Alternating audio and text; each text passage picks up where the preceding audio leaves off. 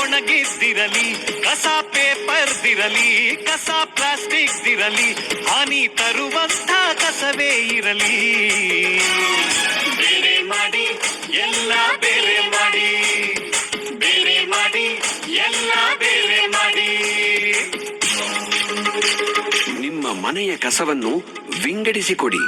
ಅಡುಗೆ ಮನೆಯ ಹಸಿ ಕಸ ಅಂದರೆ ಗೊಬ್ಬರವಾಗುವ ಕಸ ಮತ್ತು ಮರುಬಳಕೆಯಾಗುವ ಕಸವನ್ನು ಬೇರೆ ಬೇರೆಯಾಗಿ ನೀಡಿ.